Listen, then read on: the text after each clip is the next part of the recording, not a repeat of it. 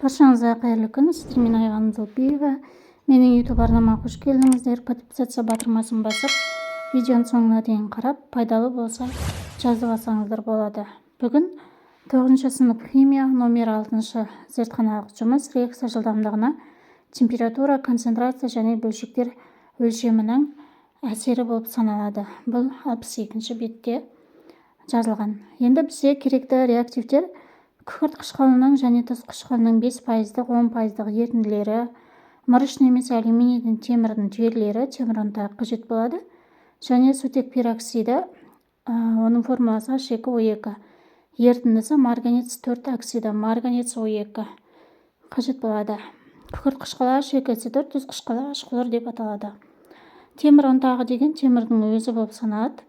Енді келесі химиялық ыдыстар мен зертханалық құрал-жабдықтарға келетін болсақ, сынауықтар, сынауыққа арналған тұрғы, ұстағыш, спиртшам, қауіпсіздік техникасы бізде қыздырғыш қышқылдармен және сілтілермен жұмыс ережесін сақтау қажет, себебі олар күйдіріп жібереді. Келесі бірінші тәжірибе температураның әсерін қарастыратын боламыз.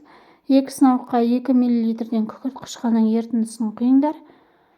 Олардың әрқайсысына алюминий немесе мырыштың бір түйірін салыңдар дейді. Бір түйірі деген тек қана алюминий және мырышты айтып жатыр.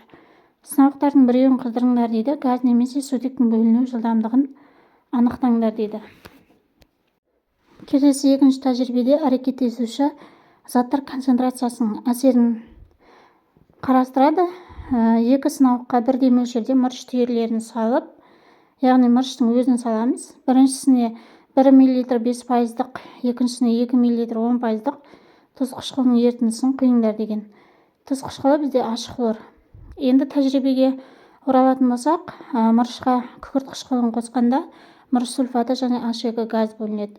Жаңа айтты ғой, тәжірибенің берілгенде бізде газ бөлінеді деген, газымыз бізде H2 болып тұр. Енді қорытындылай келе, қыздырылған сынауықтағы сутектің бөліну жылдамдығы жоғары болады. Себебі температура химиялық реакция жылдамдығын арттырады. Енді екінші тәжірибеде бізде 10% сынауықта сутектің бөлінуі шабытты болады. Себебі концентрация бізде жоғары. Концентрация артатын болса, реакция жылдамдығы да артады. Оның реакциясын жазатын болсақ, мырыш қосылған тұз қышқылы нәтижесінде мырыш хлориді және H2 газ бөлінеді.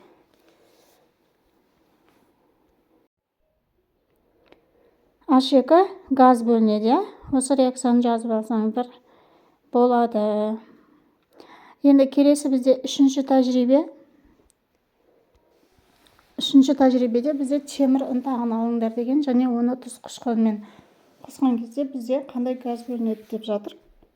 Ең алдымен реакция теңдеуін жазып аламыз. Темірге тұз қышқылын қосқанда бізде темір хлориді және сутек газы бөлінеді.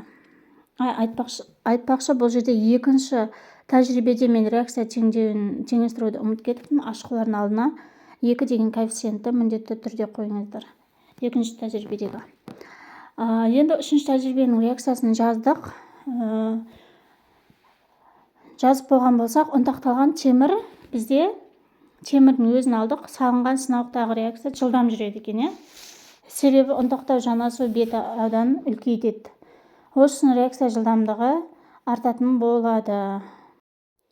Осымен біздің зертханалық жұмысымыздың тапсырмалары аяқталды. Егер видео пайдалы болса, достарыңызбен бөлісе отырыңыздар.